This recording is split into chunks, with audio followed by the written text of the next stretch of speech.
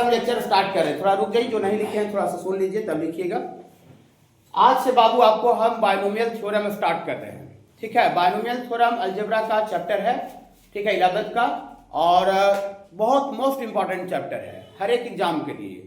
मतलब आप चाहे कोई भी एग्जाम दीजिए, जेईई मेंस दीजिए, एनडीए दीजिए, वेस्ट बंगाल सीयूटी दीजिए, हर एक जगह पर इसका बायनोमियल का क्वेश्चन दिखना तय है बाबू, ठीक है। काफी छोटा स्मॉल साइज का चैप्टर है, बहुत बड़ा सीक्वेंस एंड सीरीज जैसा क्वाड्रेटिक जैसा नहीं है, ठीक है, बहुत बहुत स्मॉल साइज का चैप्टर है।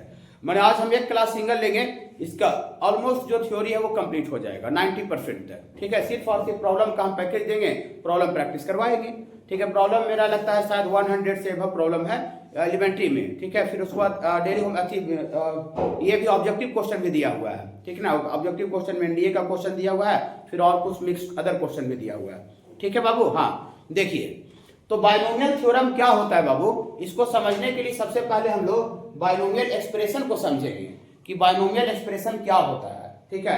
तो बाई का मतलब दो होता है, फिर बाबू बाई क्वाड्रेटिक, क्वाड्रेटिक का स्क्वायर रहता है तो that is called by quadratic, ठीक है ना। तो बाई का मतलब क्या होता है बाबू, दो।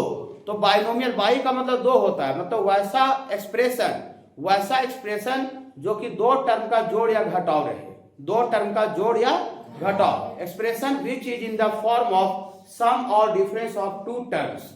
सम और डिफरेंस मतलब जोड़ या घटाव रहना चाहिए कितना टर्म का बाबू, दो टर्म का। तो दो टर्म का जोड़ और घटाव से जो एक्सप्रेशन बनता है that is called binomial expression. Binomial expression के बारे में आगे समझेंगे, तब फिर बायनोमियल थ्योरम पर आ रहे हैं कि बायनोमियल थ्योरम क्या होता है। ओके देखिए वो लिखे हैं, expression which is in the form of sum और डिफरेंस। सम और डिफरेंस, सम मतलब जोड़ होता है, डिफरेंस मतलब घटाव होता है। जोड़ या घटाव कितना टर्म का होना चाहिए बाबू, दो टर्म का। बाई का मतलब दो होवे करता है बाबू, ठीक ना, दो टर्म का। तीन टर्म का रहेगा तो उसको बायनोमियल नहीं बोलेंगे, चार टर्म रहेगा तो बायनोमियल नहीं बोलेंगे, सिंगल भी रहेगा तो बायनोमियल, दो रहेगा तभी उसको बायनोमियल बोलेंगे। तो दो टर्म का जोड़ या घटाव रहता है that is called binomial expression.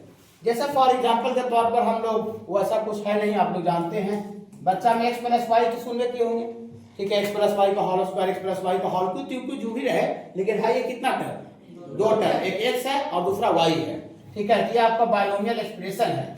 दो टर्म में किसी भी तरह से रह सकता है, यहाँ जैसे x का स्क्वायर प्लस 1 है, -1 बटा y का स्क्वायर और प्लस 2 है। बोलिए इसमें हमको लगता है चार टर्म हो गया सर, 2 और 2 4, नहीं चार टर्म नहीं है। कितना टर्म इसमें भी है बाबू, दो टर्म। एक रूट वाला टर्म पहला है और ये वाला रूट वाला टर्म दूसरा है, बीच में प्लस या माइनस कुछ भी हो सकता है। तो ये भी कैसा एक्सप्रेशन है बाबू, बायनोमियल एक्सप्रेशन है, ओके बायनोमियल एक्सप्रेशन। और भी जैसे इस तरह से रह सकता है बाबू, ये आपका √6 + 1 और माइनस में करके आपका बाबू 5 + 2, ऐसा भी रह सकता है, किसी भी तरह का रह सकता है बाबू, ठीक है ना। खाली उसमें कितना रहना चाहिए बाबू, दो टर्म रहना चाहिए, दो टर्म किसी भी तरह से रह जाए, ठीक बाबू, दो टर्म आपका किसी भी तरह से रह जाए, ठीक है। x का square y plus y x square ऐसा रह जाए। इसमें भी दो ही टर्म है, एक टर्म बाबू ये है, दूसरा टर्म क्या है बाबू, ये वाला है। तो दो टर्म ज्यादा नहीं लिखते हैं, उतना भारी चीज नहीं है कि बहुत ज्यादा एग्जांपल देना पड़ेगा, ठीक है। दो टर्म का जोड़ या घटाव से जो एक्सप्रेशन बनता है, ये सब सारा का सारा क्या है बाबू, बायनोमियल एक्सप्रेशन, बायनोमियल एक्सप्रेशन। तो हम समझते हैं कि बायनोमियल एक्सप्रेशन आपको क्लियर हो गया होगा, दो टर्म का जोड़ या घटाव से जो एक्सप्रेशन रहता है बनता है, उसको हम लोग बायनोमियल एक्सप्रेशन बोलते हैं, कोई दिक्कत नहीं। अब बायनोमियल थ्योरम क्या है, बायनोमियल थ्योरम देखिए, binomial theorem is a formula. Binomial theorem formula है, फार्मूला, बायनोमियल फार्मूला सुने हैं ना, मैथ में फार्मूला कोई नहीं सुनेगा तो होगा नहीं। देखिए मैथ पढ़ रहा है अब फार्मूला टर्म सुन में नहीं करे तो मैथ क्या पढ़ रहा है, अब हिस्ट्री पढ़ रहा है, हिस्ट्री में कोई फार्मूला नहीं होता है, नहीं हिस्ट्री में कोई फार्मूला नहीं होता है, लेकिन मैथ में क्या होता है, मैथ में फिजिक्स केमिस्ट्री में भी फार्मूला होता है, लेकिन मैथ में फार्मूला सबसे ज्यादा होता है, ठीक है। देखिए तो binomial theorem is a formula, binomial theorem सूत्र है, फार्मूला है, बाय विच जिसके द्वारा वी एक्सपैंड हम लोग विस्तार करते हैं, ठीक है। एनी रैशनल इंटीग्रल पावर, माने कोई भी रैशनल इंटीजर पावर, माने जो पावर है वो इंटीजर में रहना चाहिए, पूर्णांक में। Any rational integral power positive लिख देंगे, positive integral power, any rational positive integral power of binomial expression can be expanded. माने बायनोमियल एक्सप्रेशन का कोई भी पॉजिटिव पावर को हम लोग उस फार्मूला के माध्यम से क्या कर सकते हैं, एक्सपेंड कर सकते हैं। जैसे देखिए, जैसे अभी आपको जब 6 क्लास में पढ़ते होंगे, 7 क्लास में, 8 क्लास में, 9, 10, तो आपको ऐसा पढ़े होंगे x + y का होल स्क्वायर पढ़े होंगे, ठीक है ना। चलिए यहीं पर लिखिए, अभी पीछे नहीं समझाए हैं, पीछे अभी नहीं समझाए हैं। देखिए जैसे आप x प्लस वाई लिखते होंगे, x प्लस वाई, और x प्लस वाई का होल स्क्वायर पढ़ते होंगे। सारे बच्चे पढ़े होंगे x प्लस वाई का होल स्क्वायर। तो ये सारे बच्चे x प्लस वाई का होल स्क्वायर पढ़ने के लिए x प्लस वाई गुना x प्लस वाई 2 बार गुना करके लाए होंगे। लेकिन इसका रिजल्ट आप लोग पढ़े होंगे, इसका रिजल्ट सबको याद रहता होगा, ऐसा हम उम्मीद करते हैं मैथ में, x का square plus 2xy plus y का स्क्वायर। ओके, ये पढ़े होंगे आप, ठीक है। देखिए x प्लस वाई का होल स्क्वायर पढ़े होंगे, और आप पढ़े होंगे x प्लस वाई का होल क्यूब भी पढ़े होंगे। हाँ, क्या पढ़े थे? a cube plus b cube plus 3a square b plus 3ab square. पूरी सब 6 वाला काहे पढ़ाने लगे सर? ठीक ना, बाइनोमियल में बता रहे क्यों पढ़ाने लगे, ठीक है। ये आप पहले से 6, 7 क्लास में, 8, 9 क्लास में जानते होंगे। अगर आपसे कोई बच्चा 10 क्लास का पूछ दे कि भैया x प्लस वाई का पावर 4 क्या होगा, तो उसमें भी हमको लगता है बेगारी आप करके उसको बता दीजिएगा, टाइम पास करके, स्क्वायर का स्क्वायर, ठीक है, टाइम पास में। तो फिर क्यूब करके एक और गुना कर दीजिएगा, ठीक है। मैंने उसको टाइम पास करके दिखा दीजिएगा अंडर 10 वाला बच्चा को, ठीक है।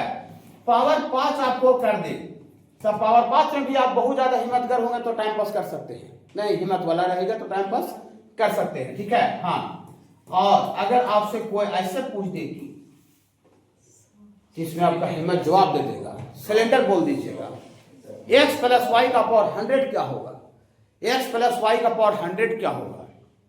ऐसा हो सकता है कि नहीं हो सकता है? जैसे होल स्क्वायर होता है, होल क्यूब होता है 2 बार 3 बार गुना, पावर 4 4 बार गुना होता है, तो क्या 100 बार गुना नहीं हो सकता है?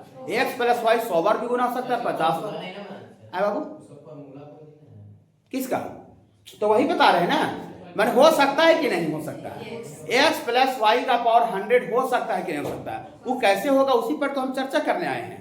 वो कैसे होगा बाइनोमियल थ्योरम में, वही चर्चा करने के लिए हम जुड़े हैं आज आपके साथ, ठीक है। लेकिन ऐसा हो सकता है, लेकिन अभी आपको अंडर 10th में अगर ऐसा कोई दिख जाए या 10 का बच्चा को दिख जाए तो उसको दिमाग पागल हो जाएगा कि x प्लस वाई का पावर 50 रहे, x प्लस वाई का पावर 100 रहे, ठीक है। तो उसको कैसे तोड़ेगा, कैसे एक्सपेंड करेगा, उसका दिमाग काम नहीं करेगा।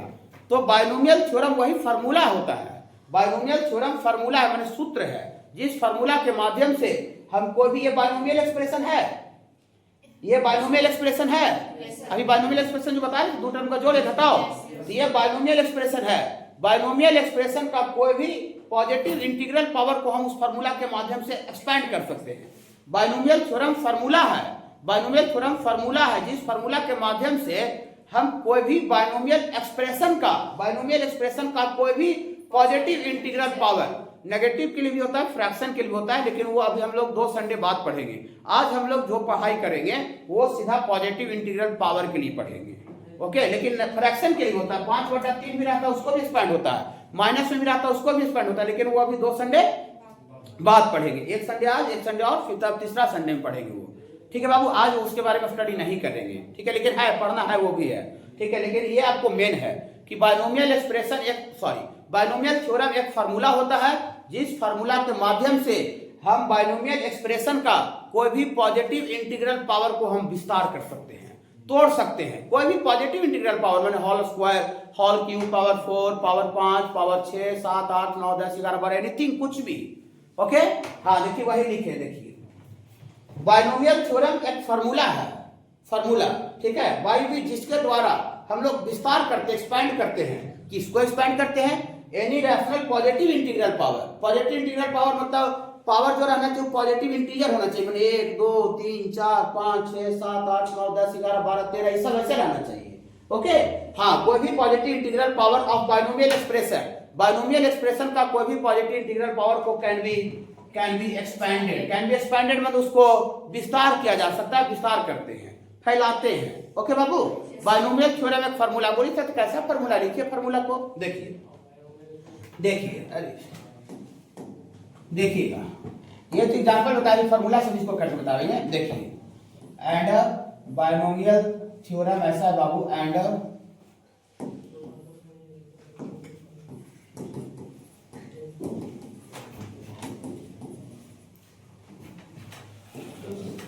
बाइनोमियल थ्योरम, घबराइए नहीं, कोई दिक्कत होगा तो पूछिएगा भी। बाइनोमियल थ्योरम ऐसा रुक जाइएगा, ऐसा है, देखिए x प्लस वाई का पावर n, यहाँ पर जो हम n लिखेंगे, अभी लास्ट में लिखेंगे, n जो है वो कोई भी आपका इंटीग्रल पावर हो सकता है, कोई भी इंटीग्रल पावर, इसका फॉर्मूला एक में रुक जाइए। इसको बाबू पढ़ाई करने के लिए थोड़ा सा बाबू परमुटेशन कम्बिनेशन का जो हम कॉम्बिनेशन का जो प्रॉपर्टी लिखवाए थे उसका हम यूट्यूब पर वीडियो भी डाल दिए हैं, शायद वो 19 मिनट के बाद 10 मिनट का है, उतना एग्जैक्ट याद नहीं है, लेकिन हम वो वीडियो डाले थे जिस दिन क्लास आपका लिए थे। तो इसमें थोड़ा सा बाबू आपको एनसीआर का एप्लीकेशन होगा। बाबू एनसीआर के बारे में नाम सुने हैं? परमुटेशन अभी चल ही रहा था, पिछला संडे तक पढ़ा रहे थे फिर बाबू। हाँ, तो एनसीआर उसका हम जितना भी थ्योरी बताए थे सब हम इस पर डाल भी दिए हैं। तो आपको अगर कोई बच्चे भूल गए होंगे तो कॉपी से देख करके फिर यहाँ पर वीडियो भी देख सकते हैं, वीडियो देखिए कॉपी देख सकते हैं, जैसा अपना सहूलियत देखिए। ठीक है बाबू। हाँ, थोड़ा सा ज्यादा यूज नहीं होगा, थोड़ा सा खाली ऊपर ऊपर यूज होता है। ठीक है, एनसीआर अभी चल रहा था, कोई फॉर्मूला बता सकते हैं? अभी चल रहा था, नहीं बताइए, बहुत हमको दिक्कत होगा। ठीक है, n माइनस आर का फैक्टोरियल।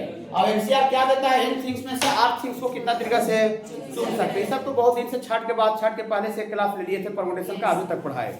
फिर बाबू 2 महीना में तो आप जोड़े हुए रहे परमुटेशन में, कम नहीं होता है। देखिए इसी का एप्लीकेशन होगा। देखिए यहाँ पर बाबू आपका इसका फॉर्मूला होता है बाबू NC0। नाम सुने हैं NC0? नाम सुने हैं? NC01 होता है, सब प्रूफ भी करके बताया, कॉपी आपके सामने होगा। परमुटेशन का दूध का दूध, पानी का पानी कर सकते निकाल के कि हुआ कि नहीं हुआ। इसी आगे परमुटेशन पढ़ाया जाता है, फिर उसके बाद बाइनोमियल पढ़ाया जाता है। बिना परमुटेशन पढ़ाए हुए बाइनोमियल पढ़ना पॉसिबल नहीं होता है। ओके, हाँ, तो NC0 x का पावर n, x का पावर n, अब प्लस NC1 का मतलब n समान में से एक समान को चुनना। ठीक है, हाँ, ये फॉर्मूला होता है NCR का जनरल। NC1 x का पावर यहाँ और यहाँ जो है ना बाबू, यहाँ n है, यहाँ 1 है, तो ये दोनों घटा करके x का पावर पड़ेगा।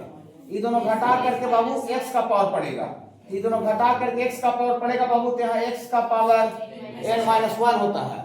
अब इतना into y का पावर, यहाँ जो नीचे है ना वही y का पावर होता है। जो नीचे कितना 1 है, तो y का पावर 1 हो जाएगा। ठीक है, हाँ, अब पहला है फिर NC1 के बाद NC2 x का पावर, ये दोनों घटा करके x का पावर पड़ता है n-2, और यहाँ जो नीचे है वो y का पावर पड़ेगा, y का स्क्वायर। लिखने का तरीका बता रहे हैं। हाँ, प्लस फिर NC3 x का पावर n-3, दोनों घटा करके x का पावर। ठीक है बाबू सरवाज। हाँ, और y का जो पावर है यहाँ जो नीचे वाला वही y का पावर पड़ता है। ठीक है, कभी खत्म नहीं होगा, dot dot dot dot last तक क्या होगा, बढ़ते चला जाता है। स्टार्टिंग का 2-3 टर्म लिख दिए और सबसे लास्ट में लिखिएगा अंतिम में, तो NCN होता है। NCN x का पावर n-n डायरेक्ट 0 लिख देते हैं, n-n 0, और इतना इंटू जो नीचे रहता है y का पावर पड़ता है, y का पावर n हो जाएगा। ओके, ये जो फॉर्मूला डिफरेंस फॉर्मूला का प्रूफ भी अवेलेबल है, लेकिन उसका आवश्यकता नहीं है। ठीक बाबू, प्रूफ बहुत कॉम्प्लेक्स है और उसका इस अभी एस्पेक्ट तक आवश्यकता नहीं है। डायरेक्ट ये फॉर्मूला आपको याद रखना पड़ेगा। ठीक है, लेकिन प्रूफ इसका है, लेकिन उसका अभी आवश्यकता नहीं है। ठीक है, देखिए ये डायरेक्ट बाइनोमियल थ्योरम यही फॉर्मूला है, x प्लस y का पावर n, NC0 x का पावर n। यहाँ पर भी एक तरह से y का पावर 0 है, लेकिन y का पावर 0 नहीं लिखे हैं।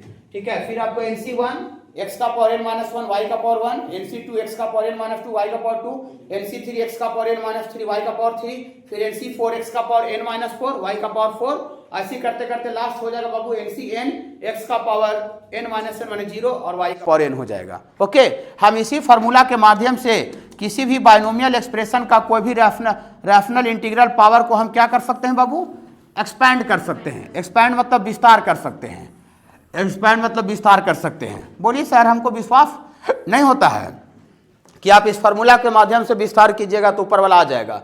चलिए, हमको भी विश्वास नहीं होता है। देखिए फॉर एग्जाम्पल, हम तो x प्लस वाई का होल स्क्वायर बच्चा में जानते थे, या सबको याद था, लेकिन उसी फार्मूला को हम इसके माध्यम से करके दिखाते हैं कि सही पढ़े थे कि गलत पढ़े, मैंने सही है कि गलत पढ़े हैं। देखिए x प्लस वाई का होल स्क्वायर है यहाँ पर, तो होल स्क्वायर है, तो यहाँ n था तो NC 0 से चालू हुआ, यहाँ 10 रहेगा तो 10 से 0 से चालू होगा। ऐसे 10 समान रहेगा तो 0 समान से चुनना चालू करेंगे, 0 समान, 1 समान, 2 समान, 3 समान, मैक्सिमम 10 समान तक चुन सकते हैं।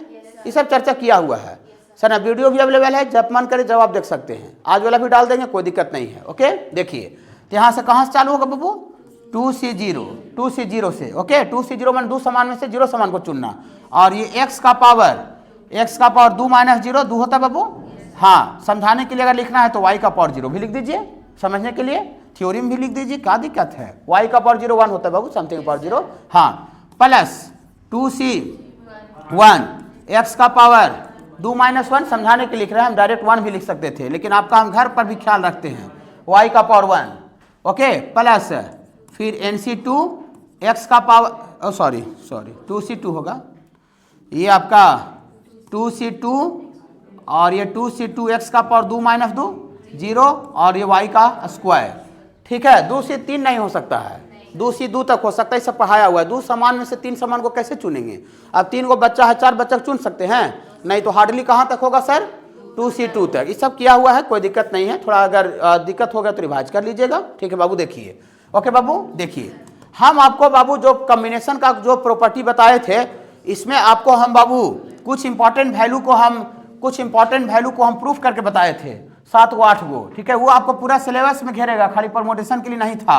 उसमें NC0 का वैल्यू प्रूफ करके बताए थे 1 होता है, याद होगा, कॉपी सामने होगा है ना, हाँ। और फिर ये NC1 का वैल्यू n होता है और ये NCn का वैल्यू 1 होता है। 10 समान में से 10 समान को एक तरीके से चुन सकते हैं, 20 समान में, हाँ। ये सब कुछ वैल्यू था बाबू, जो बच्चे नए कुछ जुड़े हैं, कुछ बच्चे हमको नए भी जुड़े हैं अभी क्लास में, ठीक है, उनको थोड़ा सा मदद कर दे रहे हैं। बाकी वीडियो देख लीजिएगा परमोटेशन का, ठीक है, लिखा हुआ रहेगा properties of combination, okay, property, okay, हाँ।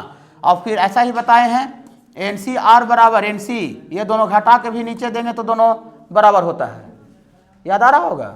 ज़्यादा जुग नहीं बीत गया, दशक बीत गया कि नहीं सर? दशक बीत गया तो उतना याद आता है सर, ठीक है। देखिए, और NCR प्लस NCR - 1, ये सब स्टार लगाए थे, 2 3 3 स्टार, ऊपरे वाला सेम है, नीचे वाला में एक का अंतर है, तो ऊपर हल्का में एक जुड़ जाता है और नीचे वाला में जो बड़का होता है तो R - 1 बड़का R होता है। सब पर क्वेश्चन ही बताए हुए हैं, ठीक है, हाँ। ये सब कुछ और है, आएगा जगह पर तो हम लिख देंगे, लेकिन अभी ये 4-5 को हमको दिमाग में है कि ये सब अभी यूज आएगा, ठीक है। देखिए तो यहाँ 2C0 कितना लिख देंगे? 1। किसी को नहीं याद है तो प्रूव ही कर सकता है। यहाँ पर देखिए, अब कुछ बच्चे जैसे नए हैं, अब कोई लगा कि सर 2C0 हमको नहीं याद रहेगा तो कैसे बनाएंगे? कोई दिक्कत नहीं, देखिए उसको निकाल सकता है। जैसे 2C0 है, इस फार्मूला पर तोड़िए, तो तोड़िएगा तो फैक्टोरियल 2 बटा, यहाँ R है तो R का फैक्टोरियल है, तो यहाँ नीचे 0 न है बाबू, ठीक है, तो 0 का फैक्टोरियल और ये 2 - 0 का फैक्टोरियल, तो ये फैक्टोरियल 2 से 2 क्या हुआ? कट गया। और ये फैक्टोरियल 0 प्रूफ किए थे, 1 याद होगा, सब बताए हुए हैं टोटल चीज़, ठीक है। फैक्टोरियल 0 1 होता है, और ये सब नए बच्चे के लिए बोल रहे हैं, कुछ नए अभी जुड़े हैं, कोऑर्डिनेट पढ़ने के लिए हैं, एक चैप्टर बच्चा हुआ तो अलजेब्रा भी पढ़ ले रहे हैं, ठीक है। फैक्टोरियल n का वैल्यू भी बताए हैं, 1 से लेके n तक का नेचुरल नंबर का प्रोडक्ट होता है ना, नए बच्चे के लिए जो नए जुड़े हैं, ठीक है। देखिए यहाँ फैक्टोरियल 0 तो 1 होता है, तो 1 बटा 1 कितना आ गया बाबू? 1। तो इस फार्मूला से किसी का वैल्यू निकाल सकते हो, उसमें क्या लगा हुआ है? NCR का वैल्यू, ये फार्मूला माइंड में रखिएगा, ठीक है। NCR का यहीं पर लिख देते हैं, देखिए NCR का फार्मूला फैक्टोरियल n बटा फैक्टोरियल r और ये n - r का फैक्टोरियल, बस इतना माइंड में रखिएगा, परमोटेशन का आपका काम फिनिश हो जाएगा, कोई तकलीफ नहीं होगा, ओके, हाँ। देखिए चलिए, तो 2C0 डायरेक्ट कितना लिख दे बाबू? 2C0 डायरेक्ट 1 लिख दें, और इतना गुना x का स्क्वायर, y का पावर 0 तो 1 होता है बाबू, हाँ। 2C1 इस पर चलेगा, NC1 का वैल्यू n होता है, 10 में से 10 C1 का वैल्यू 10 होगा। 10 को बच्चा रहे, एक बच्चा को चुनना रहे तो 10 तरीका से हम चुन सकते हैं। 5 को बच्चा है और 5 बच्चा में से हमको एक बच्चा को चुनना रहे तो 5 तरीका से चुन सकते हैं, सब प्रूफ कर सकते हैं, ठीक ना, हाँ। लेकिन जो डायरेक्ट जानते हैं यहाँ पर काहे ले लेंदी करें, जो नहीं जाने वो तो बनेबे करेंगे, लिखवे करेंगे। तो 2C1 का वैल्यू कितना लिख दे बाबू? 2 लिख देते हैं, और x का पावर 2 - 1 1 बाबू, और y का पावर 1। 2C2 यहाँ है बाबू, NCn 1 होता है बाबू, NCn, तो 2C2 1 हो जाएगा। तो यहाँ 1 × x का पावर 0 तो 1 होता है बाबू, तो x का पावर 0 गुना 1 और ये गुना y का स्क्वायर, तो यहाँ 1 गुना x स्क्वायर तो x का स्क्वायर होता है, और यहाँ 2 x का पावर 1 y का पावर 1, तो खाली xy हो गया, xy हो गया, और 1 गुना 1 y का स्क्वायर तो y का स्क्वायर। बोलिए हो हाँ सर, जो हम 6 क्लास में हमको पढ़ा के भेजाया था वही वाला फार्मूला सब याद आ रहा है सर? 6 में यही पढ़े थे कि दूसरा चीज पढ़े थे? यही पढ़े थे, x + y का होल स्क्वायर हम 6 में स्टडी किए थे, x का square plus 2xy plus y का स्क्वायर, जो कि बाइनोमियल थ्योरम फार्मूला से भी वो चीज आ जा रहा है। तो बाइनोमियल थ्योरम फार्मूला सही है कि गलत है? सही है। अगर गलत रहता तो कोई जादू नहीं दिखा रहे हैं कि बाइनोमियल से इसका कंसेप्ट जो 6 वाला बात आ जाता है, उसी तरह से हम होल क्यू वाला को भी तोड़ेंगे तो ये वाला आ जाएगा। ओके बाबू, मतलब हम अगर ये छोटा चीज में अगर सही हो जा रहा है तो ये जो वाला चीज जो है वो बड़ा चीज के लिए वैलिड होता है, माने 9 रहेगा, 10 रहेगा, 20, 25, 100 रहेगा, उसके लिए वैलिड होगा। ओके, बाइनोमियल थ्योरम फार्मूला समझ रहे हैं? पीछे वाला पेज लिख लिए थे क्या? पीछे terms in the expansion of total number of terms in the expansion of x plus y का पावर n बराबर कितना टर्म होगा बाबू? n plus 1 term, n plus 1 term होता है। रुक जाइए थोड़ा सा देख लीजिए, तब लिखिएगा, 1 मिनट रुक जाइए, थोड़ा सा स्थिर रहिए। x प्लस वाई का पावर n का एक्सपेंशन में टोटल कितना टर्म होगा बाबू? n plus 1। पावर 10 रहेगा तो टोटल उसमें 11 टर्म होगा, 12 रहेगा तो टोटल 13 टर्म होगा, जितना रहेगा उतना उससे ज़्यादा टर्म होगा। आप सुनिए थोड़ा सा, देखिए घबराइएगा नहीं, सुनिए। आपसे अगर कोई पूछ दे, ऐसे लिखिए 4x लिख के कोई पूछे कि जी x का इसमें गुणज कितना है, गुणज मैंने इंग्लिश में कोफिशिएंट बोलते हैं, तो x का कोफिशिएंट इसमें कोई पूछेगा कि x के साथ कितना बगल में गुना में है, तो 4 बोलिएगा। 4 is the coefficient of x। यहां पर अगर कोई पूछेगा एक बाबू एक्स वाई का कोफिशिएंट बताइए, एक्स वाई का कोफिशिएंट, तो 2 बोलिएगा। 2 एक्स वाई का कोफिशिएंट मैंने एक्स वाई के बगल में कितना कौन कांस्टेंट गुना में है, ओके बाबू, वही कोफिशिएंट कहलाता है। यहाँ एक्स स्क्वायर का कोफिशिएंट 1 हो जाएगा, यहाँ भी वाई स्क्वायर का कोफिशिएंट 1, माने वेरिएबल के साथ जो टर्म गुना में रहता है दैट इज कॉल्ड कोफिशिएंट। उसको हिंदी में गुणज बोलते हैं, इंग्लिश में कोफिशिएंट बोलते हैं। ओके, हाँ, बाइनोमियल में मेन इंपॉर्टेंट टर्म है कोफिशिएंट का। आप एनडीए का एग्जाम देने जाइए, जेईएमएस का एग्जाम देने, दुनिया का कोई भी जाइए, आपका 90% चांस है कि वो क्वेश्चन कोफिशिएंट का आया होगा, 90%, 10% को खाली छोड़ के। ठीक है, तुरंत अभी हम लोग काम कर रहे हैं, घबराना नहीं है। देखिए तो सॉरी, इधर बताना था। देखिए तो ये आपका एक्स और वाई वेरिएबल है, और इसके बगल में NC0 जो भी आएगा, तो NC0 का वैल्यू कभी 10 आएगा, कभी 3 आएगा, 5 आएगा, हमेशा इंटीजर पूर्णांक में कांस्टेंट आएगा। हाँ, तो एक्स वाई बाबू वेरिएबल टर्म है, इसके बगल में NC0 कांस्टेंट गुना है। फिर यहाँ भी एक्स वाई का ही टर्म है बाबू, एक्स वाई का, और इसके बगल में NC1 कांस्टेंट गुना है। यहाँ भी बाबू एक्स वाई का टर्म है बाबू, इसके बगल में NC2 कांस्टेंट गुना है। तो जो वेरिएबल एक्स वाई के साथ कांस्टेंट टर्म गुना में रहता है that is called coefficient, Hindi में गुणज बोलते हैं उसको। तो यहाँ पर इसके एक्सपेंशन में जो NC0 है, NC1 जो है, NC2 जो है, NC3 बढ़ते लास्ट में NCn जो है, आर कॉल्ड बाइनोमियल कोफिशिएंट। उसी को क्या कहा जाता है बाबू? बाइनोमियल गुणज, बाइनोमियल कोफिशिएंट कहा जाता है। ओके, तो उसको थोड़ा सा नोट करेंगे। अरे सॉरी, यहाँ पर थोड़ा सा इसको नोट करेंगे, 1 मिनट खाई देखिएगा। देखिए ये NC0 comma NC1 comma NC2 comma NC3 NC4 dot dot dot NCn। अब NCn के पहले कितना रहेगा, थोड़ा सा एक आध को खाली बोलिएगा। NCn-1 रहेगा, एगो कमा के, और लास्ट में NCn। ओके, हाँ, ये सब को बाबू कहा जाता है, आर कॉल्ड बाइनोमियल कोफिशिएंट कहा जाता है बाबू। इसको क्या कहा जाता है बाबू? बाइनोमियल कोफिशिएंट बाबू कहा जाता है, बाइनोमियल कोफिशिएंट। ये NC0 NC1 NC2 NC3 NC4 को बाबू कहा जाता है बाइनोमियल कोफिशिएंट, बाइनोमियल गुणज कहा जाता है। ओके, थोड़ा सा बाबू सुन लीजिए, आगे देख लीजिए बाबू, तब लिखिएगा, देखिएगा। और हम लोग बाबू एक ऐसा पढ़ाई अभी किए हैं बाबू, सिंस परमोटेशन में ऐसा पढ़ाई किए हैं बाबू कि NCR का वैल्यू, और ये दोनों को घटा के भी नीचे दे दीजिएगा, तो ये और ये दोनों इक्वल होता है। परमोटेशन में सब प्रूफ किए हैं बाबू, यहाँ पर हम प्रूफ नहीं कर सकते हैं क्योंकि हम पढ़ रहे हैं बाइनोमियल, परमोटेशन नहीं पढ़ रहे हैं। ठीक है, जहाँ पर जगह था वहाँ पर हम बताए। ठीक है, अभी लिख भी दिए। ठीक है, NCR का वैल्यू NCn-R के बराबर होता है। ओके, हाँ, देखिएगा, घबराइएगा नहीं। इसका मतलब आपको ऐसे कोई पूछे कि 10C 4 का वैल्यू जो होगा 10C, इस 4 में 10 में से 4 गया 6 के ही बराबर होगा उसी से।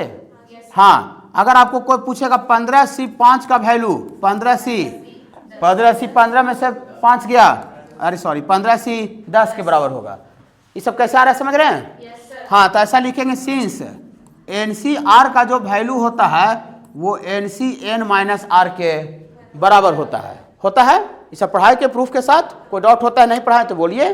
ठीक है, बोलना है, अभी तुरंत हाल पढ़ाए हैं। देखिए NCR का वैल्यू किसके बराबर होता है बाबू? NCn-R के बराबर। इसका मतलब ये हुआ, देयरफॉर, घबराना नहीं है, आराम से, खाली दिक्कत हो तुरंत टोक दीजिए, एट ए टाइम टोक दीजिए। देखिए इसका मतलब NC0 का वैल्यू अगर हम NCn के बराबर लिख दे तो आप गड़बड़ा जाइएगा कि ठीक बोलिएगा। घबरा जाइएगा। देखिए ई दोनों घटा के एन में से 0 घटेगा तो एन आवेगा, तो ई दोनों घटा के भी नीचे देंगे तो सेम आता है। अभी बता ही रहे हैं क्या? तो एनसी 0 का वैल्यू एनसी एन के बराबर होगा कि नहीं होगा? यस या नो? यस, यही फार्मूला से होगा। ओके हाँ, और एनसी 1 का वैल्यू एनसी एन माइनस 1 के बराबर होगा कि नहीं? यस या नो? यस, ये दोनों घटा के भी नीचे देंगे बराबर होगा?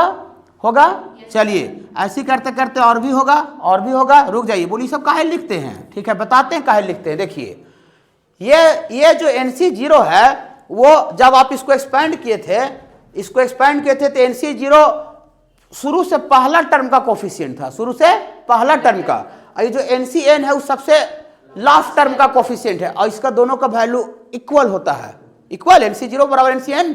हाँ, तो ये शुरू से फर्स्ट टर्म का कोफिशिएंट है, ये अंतिम से पहला टर्म का कोफिशिएंट लास्ट से है कि नहीं है?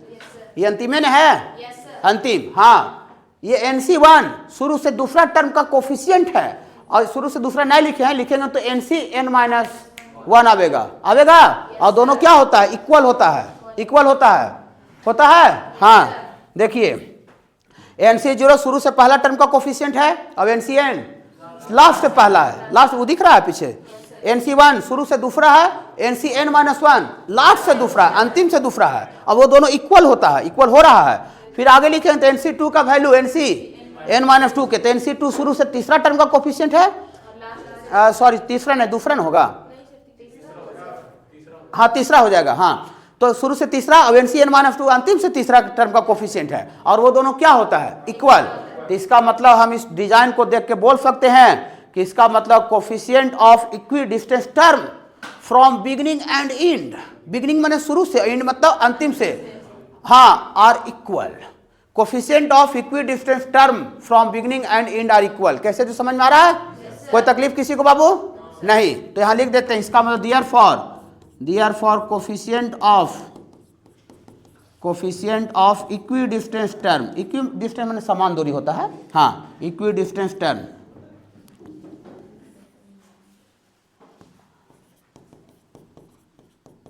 Equidistance term from beginning and end, from beginning and end of binomial, of binomial, of beginning and end of binomial expansion. Binomial को जो एक्सपेंड कीजिएगा, बाइनोमियल एक्सपेंशन, या बाइनोमियल थ्योरम लिख दीजिए।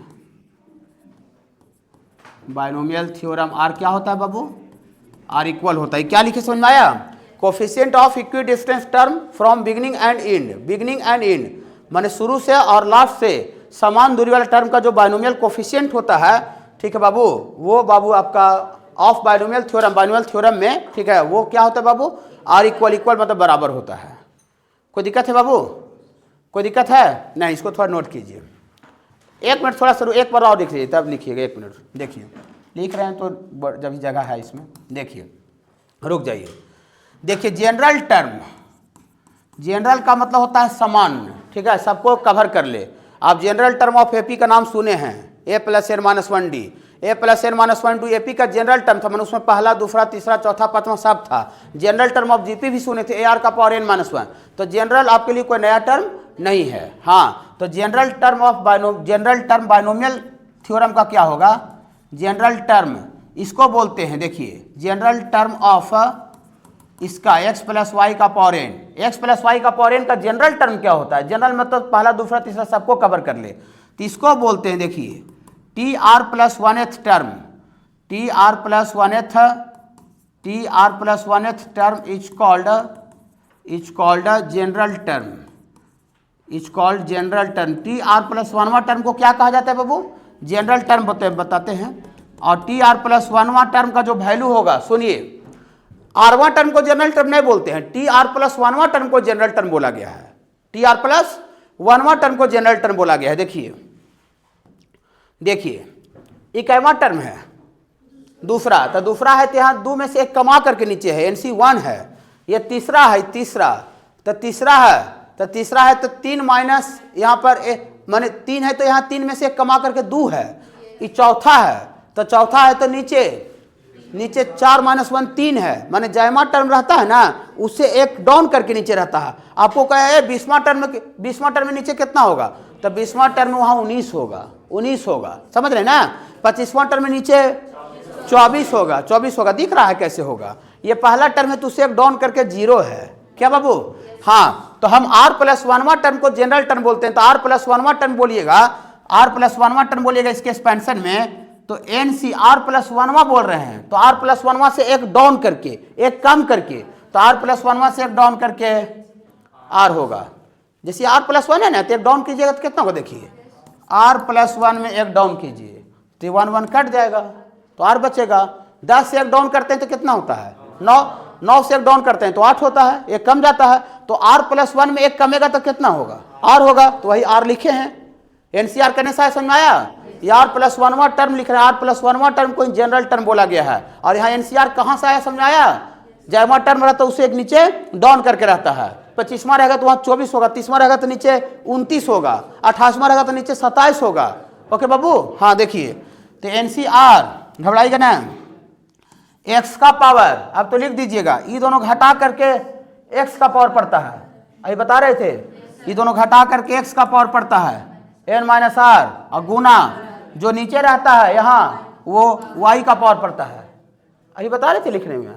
हाँ, तो यही बाबू आपको जनरल टर्म है बाबू, TR+1वां टर्म, TR+1वां टर्म को जनरल टर्म बोलते हैं। मैंने आपको 5वां लिखना रहेगा तो खाली यहाँ पर 5 से 4 कर दीजिएगा, 10वां लिखना रहेगा तो वहाँ 10 से 9 कर दीजिएगा। बाकी तो x का पावर ये दोनों घटा के पड़ेगा और y का पावर यहाँ जो रहता है y का पावर पड़ता है। ओके, हाँ देखिए, घबराइएगा नहीं, देखिए NCR x का पावर n - r, y का पावर r होता है, ठीक है बाबू। वेयर यहाँ पर लिख देते हैं, थोड़ा सा थ्योरी को मैंने एक अच्छा लगने के लिए, वेयर NCR का वैल्यू लिख देते हैं, यहाँ फिर दोबारा लिख देते हैं। NCR का वैल्यू कितना होता है बाबू, फैक्टोरियल n फैक्टोरियल r, और ये n - r का फैक्टोरियल, मैंने NCR जो दिख रहा है NCR का वैल्यू ये है, ठीक है, यहाँ भी दिख जाएगा। तो इसी को बाबू जनरल टर्म बोलते हैं, मैंने चौथा, पांचवा, छठा किसी से भी निकालना रहेगा कोई भी टर्म तो आपको इसी से निकलेगा। r+1वां टर्म को बाबू जनरल टर्म बोला गया है। ओके, और इसको NC0 NC1 NC2 को क्या बोला गया बाबू, बाइनोमियल कोफिशिएंट। और बाइनोमियल थ्योरम को आप एक्सपेंड करते हैं तो equi distance term from beginning and and, शुरू से और अंतिम टर्म से बाइनोमियल जो कोफिशिएंट होता है वो इक्वल होता है। काहे होता है, क्यों होता है, जवाब दे रहे हैं ना, क्या होता है। हाँ, और इस सबको बाइनोमियल कोफिशिएंट बोलते हैं, इसको थोड़ा नोट कीजिए। पर कुछ क्वेश्चन अभी देखिएगा वैरायटी का, तो उसमें 3 टर्म रहता है, तो 3 टर्म में से ऐसा सेटिंग करना पड़ता है, 2 को एक साथ लेना पड़ता है, अगला को एक, तब बाइनोमियल बनेगा, तब वो फिर काम होता है। लेकिन 3 टर्म के लिए डायरेक्टली अप्लाई नहीं होता, वो जब भी होगा तब बाइनोमियल 2 ही टर्म के लिए अप्लाई होगा। ठीक है बाबू, देखिए, तो ये बाबू बाइनोमियल एक्सप्रेशन है, इसका पावर 9 है, इसका 7th टर्म निकालना है, डायरेक्ट लिखेंगे। देखिए 7th टर्म बराबर, देखिए इसी से लिखेंगे जनरल टर्म से, ये r+1वां था तो यहाँ एक डाउन करके r हुआ, 10वां रहता है तो वहाँ 9 होगा, अभी बता रहे थे। तो 7वां है, 7वां है तो यहाँ n के जगह पर 9 नहीं बाबू, हाँ, तो 7वां है तो 9 से 6, कहने से 9 से 6 टपक गया, समझ में आया सारे बच्चे को, आया 7वां है तो 7 से एक डाउन करके, ठीक है। x का पावर, तो x e वाला है शुरू वाला, तो x कितना है, 4x/5 का पावर 9 - 6, सब बच्चे समझ रहे होंगे, ठीक है। हाँ, कोई दिक्कत नहीं है, इतना इंटू y का पावर, तो y कितना है 5/2x है कि माइनस में है, माइनस में है। बोलिए माइनस में कैसे है जी, क्योंकि अभी जो हम ओरिजिनल जो बताए जी उसमें माइनस नहीं लिए जी, उसमें हम प्लस लिए जी, तो इसको प्लस में दे करके लिखिएगा तो ऐसे करके लिखाएगा ये। देखिए 4x/5 plus minus of 5/2x, और ये पूरा का पावर 9, तो x + y, x + y, तो y क्या माइनस में कि प्लस में है, माइनस में। कहा हम ओरिजिनल अभी जो बताया उसमें माइनस नहीं बताया, बीच में प्लस बताए, तो y के जगह पर माइनस में हुआ। सारे बच्चे समझ रहे हैं। चलिए देखिए, एक एक चीज समझना है, ऊपर ऊपर काम नहीं होता है। तो y कितना है बाबू, y है -5/2x का पावर, जो यहाँ रहता है वो यहाँ पड़ता है। कोई तकलीफ चल रहा है क्या, नहीं कोई तकलीफ नहीं चल रहा है, अच्छा लग रहा है आपको बाबू। हाँ, 9 से 6, 7वां है तो 9 से 6, x के जगह पर पहल का बाबू x का पावर दोनों घटा के पड़ता है, y के जगह पर माइनस में कहा हुआ, प्लस क्यों नहीं समझ में आया, क्योंकि ओरिजिनल थ्योरी में हम x प्लस वाई किए थे, यहाँ पर प्लस नहीं माइनस में है y का वैल्यू, तो y के माइनस 5/2x का पावर 6। ओके ठीक है सर। चलिए ऐसे आजुर गाजुर नहीं लिखा रहेगा, इसका आंसर आगे हम लिख लेते तब सिम्प्लीफाई करते हैं। बहुत जगह पर 9 का वैल्यू लिखा रहता है और बहुत जगह पर आप देखिए तो 9 का 9 लिखा रहता है। 5 नंबर है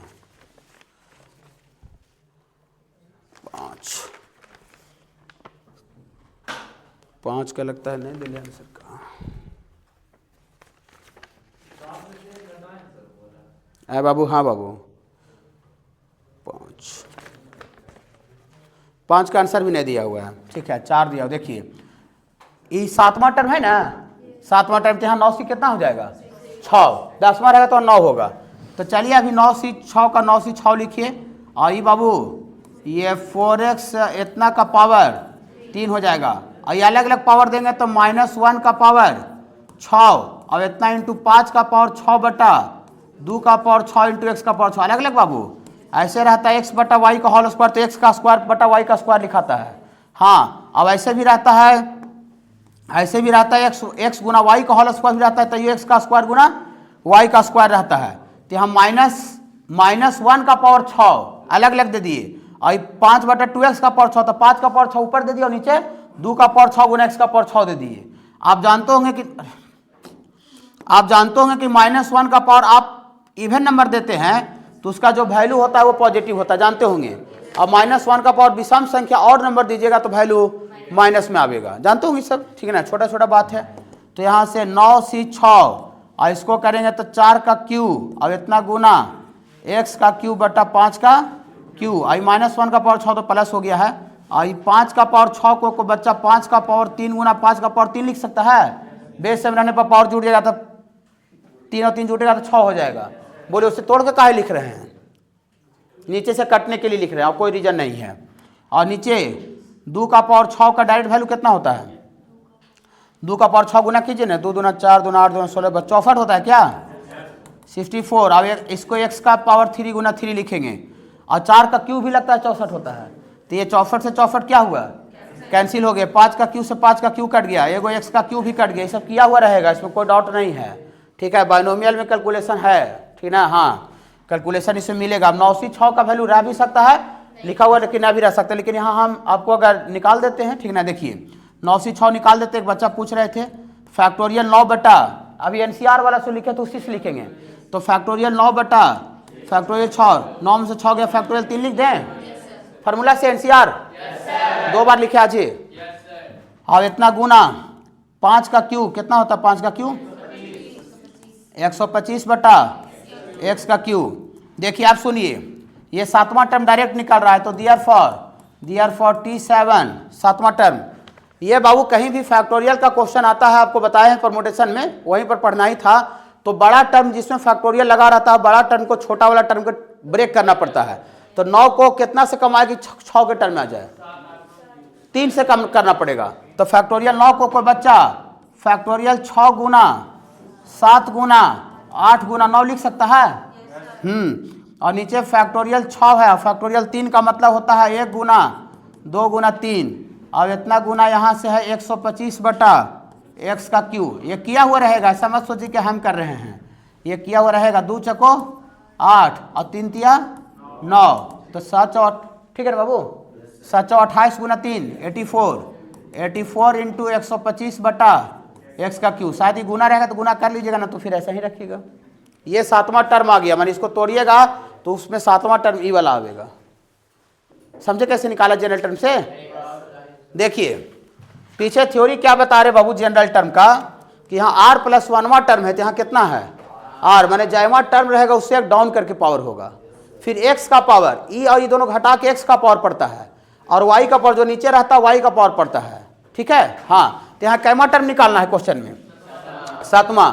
तो 7वां है तो यहाँ पर 6 हो गया, और n के जगह पर तो 9 है, ये है, तो 9c6। अब x के जगह पर ई वाला है, ई वाला पहला टर्म, तो x 4x बटा 5 का पावर ई दोनों घटा करके 9 - 6x का पावर होगा। और y के जगह पर माइनस में काहे हुआ, काहे ओरिजिनल हम जो थ्योरी बताए उसमें x + y बताए, लेकिन यहाँ प्लस नहीं है, तो y के जगह पर ही देखिए प्लस दे के लिखेंगे तो y के जगह पर माइनस में आएगा। तो y मनी वाला -5/2x का पावर यहाँ जो है वही y का पावर पड़ेगा। यहाँ 6 है तो y का पावर 6 हो जाएगा। कोई दिक्कत नहीं। तो ये अलग अलग पावर दे दिए, 4x/5 का क्यू, ये अलग अलग दे दिए तो -1 का पावर 6। अब इतना गुना 5 का पावर 6 बटा 2 का पावर 6 गुना x का पावर 6। कोई दिक्कत नहीं। तो 4 का क्यू गुना x का क्यू, नीचे 5 का क्यू, ये -1 का पावर 6 इवन नंबर तो पॉजिटिव आ जाएगा। अभी 5 का पावर 6 को 5 का क्यू गुना 5 का क्यू लिख सकते हैं, बेस से पावर जुड़ जाता है तो 6 हो जाएगा। ऐसा करने से 5 का क्यू क्या हुआ, कैंसिल हो गया। आई 2 का पावर 6 कितना होता है 64, और नीचे x का पावर 6 को x का क्यू गुना x का क्यू लिखे हैं तो x का क्यू से x का क्यू कट गया। 4 का क्यू भी 64 होता है तो 64 से 64 कट गया, एगो 5 का क्यू कट गया। ये 9C6 का वैल्यू लिख दिए हैं। 9C6 फार्मूला से NCR पर फैक्टोरियल 9 बेटा फैक्टोरियल r के जगह पर 6 है और 9 - 6 मैंने 3 का फैक्टोरियल। NCR फार्मूला परमुटेशन अभी चल ही रहा था, उसमें दिक्कत नहीं होना चाहिए। और फिर फैक्टोरियल 9 को 3 से डाउन कर दिए, 3 से कम कर देंगे तो 9 में से 3 जाएगा तो 6 बचेगा। तो फैक्टोरियल 6 गुना 3 से कम किए तो उससे बड़ा गुना 7, उससे बड़ा गुना 8, उससे बड़ा गुना 9। फिर एक 6 तक कवर करेगा, बगल में 3 और है तो 1 से लेकर 9 तक कवर हो जाएगा। 1 से लेकर 9 तक का ही को वैल्यू को फैक्टोरियल 9 बोला जाता है। ऐसा इसलिए किए ताकि फैक्टोरियल 6 नीचे से क्या हो जाए, कैंसिल हो जाए। फैक्टोरियल 3 को 1 गुना 2 गुना 3, बाकी काट छाट के लिख दिए। अगर कितना गुना में रहेगा इन द एक्सपेंशन ऑफ दिस, जब इसको एक्सपेंड कीजिएगा, जब इसको विस्तार कीजिएगा तो पावर 11 है तो इसको विस्तार किया तो क्या गो टर्म होगा 12 गो। तो आपको क्या लगता है कि पूरा इसको एक्सपेंड करेंगे एकदम 12 गो लिखेंगे, पूरा कैलकुलेशन करेंगे, फिर देखेंगे आँख से कि कहने x का पावर 7 हो, तब तो पागल हो जाएगा। वो सही बता रहे, पागल हो जाएगा। ठीक है ना, 12 गो टर्म का कैलकुलेशन करेगा NCR ये सब करके, अब अंदर में भी देख रहे हैं इस तरह का टर्म है तो पागल नहीं होगा, ऑब्वियस बात है पागल हो जाएगा। फिर पूरा कैलकुलेशन करके देखेगा कि x का पावर 7 कहाँ है, तो उसको हमको लगता है कि 45-50 मिनट से कम नहीं लगेगा, फिर भी तैयो गलती हो जाएगा। कहा 12 टर्म को सिंप्लीफाई करेगा वो, एक टर्म को सिंप्लीफाई करने में अगर 1.5 मिनट भी समझते 1 मिनट तो 12 मिनट तो ऐसी हो गया मैंने मिनिमम। ठीक है, 1.5 मिनट जोड़िएगा तो सीधा 30 मिनट में चल जाएगा वो, समझ रहे बाबू। हाँ, तो वो तरीका नहीं है। ठीक है, तब अब अगर यहाँ पावर 50 देता तो क्या लगता है कि 51 टर्म लिखते हैं, नहीं पावर 50 लिख देगा तो क्या 51 टर्म को लिखेंगे, है आपको लगता है कि 51 टर्म हम लिख दें, नहीं पूरा बोर्ड 4 बोर्ड भर दे, नहीं। तो तरीका क्या है सुनिए, कोफिशिएंट का कहीं भी क्वेश्चन इस तरह का आ जाए बहुत सा प्रॉब्लम मिलेगा, खाली यही वाला कंसेप्ट है 80-90% तक। ठीक है, देखिए अब इसको एक्सपेंड करेंगे तो कौन सा टर्म है, टोटल 12 गो टर्म तो होगा, एगो दूगो ऐसे टर्म 12 गो होगा टोटल। तो 12 टर्म में से कौन सा टर्म में x का पावर 7 आवेगा वो पता नहीं है। आपको पता है क्या कि x का पावर 7 कहाँ आवेगा सिंप्लीफाई करने पर, नहीं पता है। तो क्या ऐसी चौथा लिख देंगे कि चौथा टर्म में शायद लगता है x का पावर 7, लो तो चौथा को ट्रायल करो तो 5वां में लगता है शायद x का, शायद से नहीं चलेगा, शायद से तो 12 को हो जाएगा, नहीं। हाँ, तो हम क्या करते हैं, हमको पता नहीं कि कौन सा टर्म x का पावर 7 का टर्म आवेगा उसको तोड़ने पर, तो हम मान लेते हैं जनरल टर्म मानते हैं। जनरल मतलब जो सबको कवर कर ले। हम मान लेते हैं late r+1x term gives, r+1 को जनरल बोलते हैं, r+1x term gives coefficient of x का पावर 7। r+1 मानने में कोई तकलीफ नहीं, वो तो जनरल होता है ना, जनरल मतलब सबको कवर कर लेगा, पहला दूसरा तीसरा चौथा पांचवा सबको कवर कर लेगा वो। हाँ, आपको फादर एज मानना रहता था कि वो 50 ईयर मानते थे कि let father age equal to 50 year, ऐसा मानते थे क्या, नहीं। क्या करते थे, वेरिएबल x मानते थे, तो यहाँ पर पार्टिकुलर मानेंगे, नहीं वेरिएबल मानेंगे। ओके, देखिए तो क्या लिखते, तरीका सीखिए, क्वेश्चन नहीं, कंसेप्ट सीख के जाना है। क्वेश्चन क्या को सीखिएगा, एगो सीख के जाइएगा, फिर दूसरा का मटक जाइएगा, दूसरा का सीख जाए तीसरा का मटक जाइएगा, और कंसेप्ट सीख के जाइएगा तो सीधा चैलेंज कीजिए, लो कहाँ का कोफिशिएंट निकालेंगे, लो कोफिशिएंट निकालेंगे, ऐसे बोलिएगा। देखिए तो यहाँ लिखते हैं, देखिए तरीका सीखिए, लेट TR+1th टर्म, TR+1 को जनरल टर्म बोलते हैं, तुरंत बताए हैं, TR+1th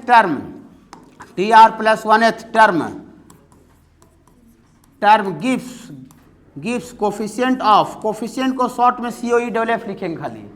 ठीक है, हाँ, कोफिशिएंट ऑफ x का पावर 7 इन, इसमें इसको तोड़ने पर जो देल है इन 3x का स्क्वायर प्लस 1/5x का पावर 11, उसको तोड़ेंगे तो हम मान ली कि r+1वां जो टर्म होगा, r+1वां टर्म वही क्या दे देगा, x का पावर 7 दे देगा, माने r+1वां टर्म x का पावर 7 आवेगा, ऐसा हम मान लिए हैं, लेट किए हैं, देखिए लेट किए हैं क्या, चौथा तीसरा तो नहीं मान लिए, क्या आपको टेंशन हो गया कि चौथा कैसे मान लिया यार?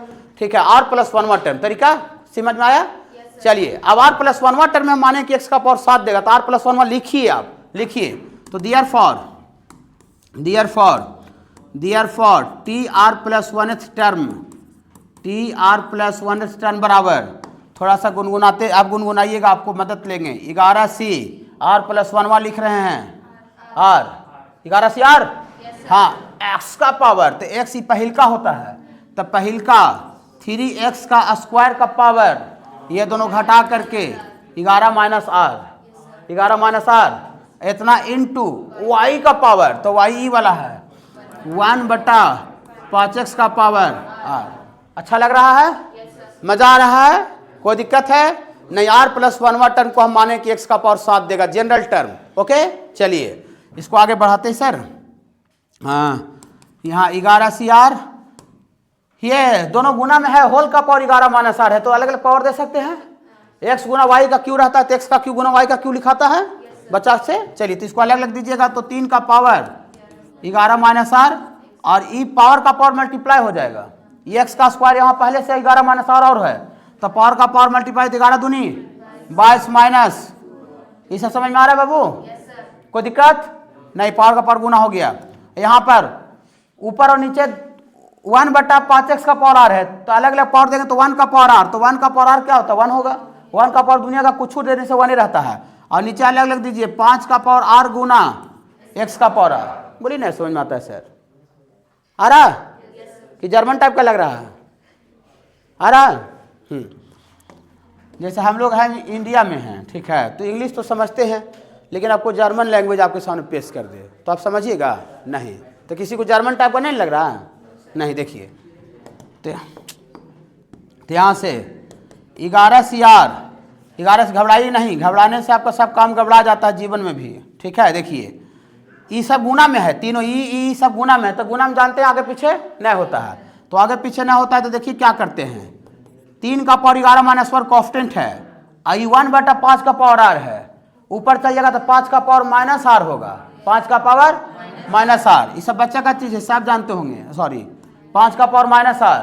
ओके, चलिए ठीक है। और यहाँ x का पावर 22 माइनस 2r ई वाला, और इतना इंटू सब गुने में है, और नीचे से ऊपर चल जाएगा तो ई वाला x का पावर माइनस r। बोली नहीं पता चला यार?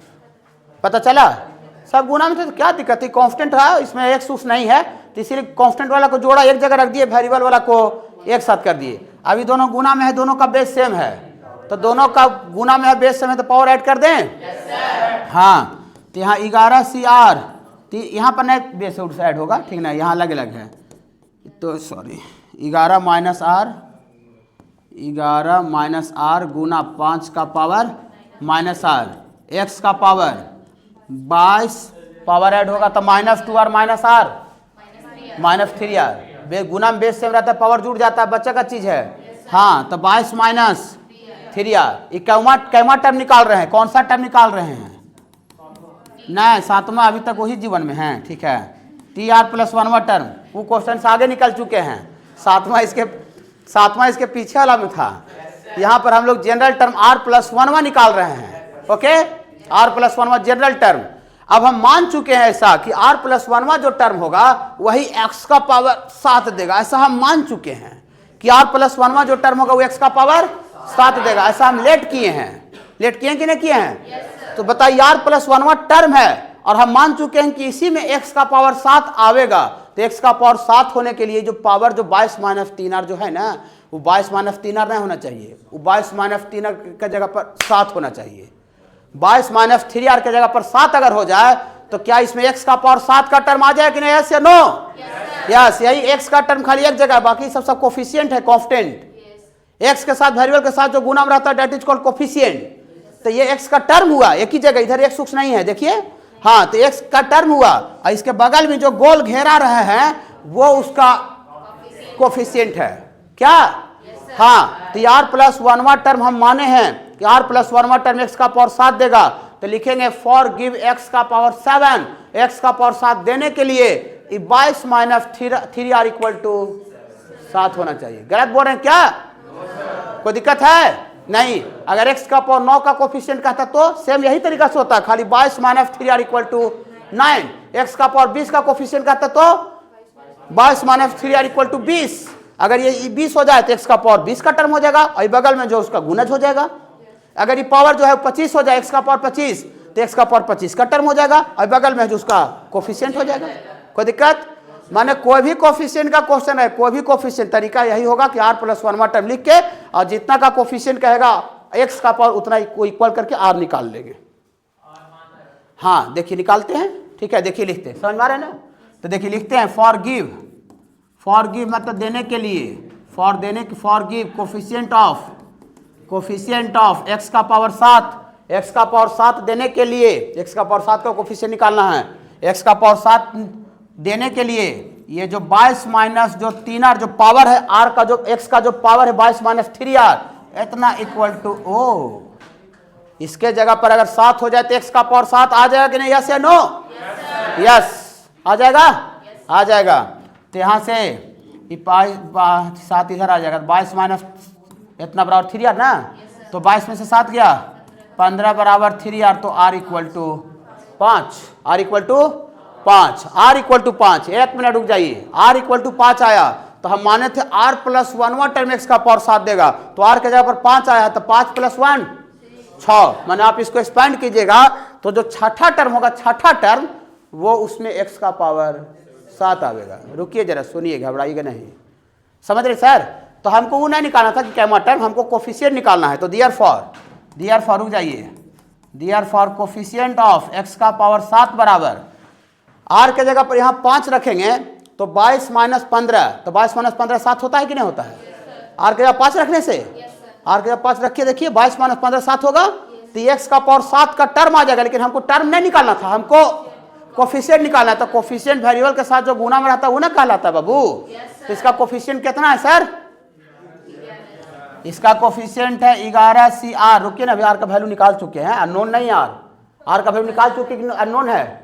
निकाल चुके हैं। हाँ है बाबू, 3 का पावर 11 माइनस r, 5 का पावर माइनस r। रुकिए, तो इसमें पुट कर दीजिए, r के जगह पर कितना 5, तो यहाँ से आपको आ जाएगा 11 C 5, 3 का पावर 6 हो जाएगा, ये माइनस में नहीं रहेगा, नीचे ही रहेगा, 5 का पावर 5 रहेगा। रुक जाइए, थोड़ा सा हमको देखना पड़ेगा कि ऐसे किसको कितना दिया हुआ है।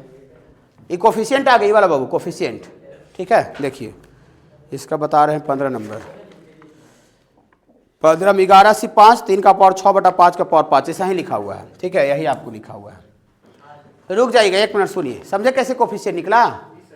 देखिए रुक जाइए 1 मिनट, रुक जाइए, रुकिए ना, सुनिए ना बाबू, ठीक है। देखिए अब कहीं मान लेते हैं, कह देता कि x का पावर 10 का कोफिशिएंट निकालो, चाहे 7 का कहता यही सेम क्वेश्चन में, और हम यहाँ 22 माइनस 3r जो x का जो पावर है उसको इक्वल टू 7 किए, अब r का वैल्यू आ जाता 5/2। r का वैल्यू कितना आ जाता? 5/2। तो क्या अढ़ाईवां टर्म और पौने 3वां टर्म होता है? बाइनोमियल को हम तोड़ते हैं तो अढ़ाईवां टर्म होता है, पौने 3वां टर्म होता है। जब भी टर्म होता है तो पहला, दूसरा, तीसरा, चौथा, 5वां, 6ठा, 7वां होता है। अब r का वैल्यू फ्रैक्शन में आ जाए, तो r का वैल्यू फ्रैक्शन में आ जाए, इसका क्या मीनिंग निकालेंगे? उसमें x का पावर 7 का कोई टर्म नहीं आवेगा, no any term of x का पावर 7। वो टर्म जिसमें आवेगा, जो उसके एक्सपेंशन में आवेगा, उसके लिए r का वैल्यू यहाँ हर हाल में पूर्णांक में आवेगा, पूर्णांक इंटीजर में आवेगा। अब फ्रैक्शन माने पर माने वो वाला इन्वॉल्वमेंट वाला उसमें एक्सपेंड किया तो टर्म में नहीं होगा, कोई जरूरी है कि सब उसमें आ जाए? इसको तोड़ने पर जरूर है कि x का पावर 1 आ जाए, 2 आ जाए, 3 आ जाए, ऐसा है क्या बाबू? नहीं, समझ में आ रहा बाबू?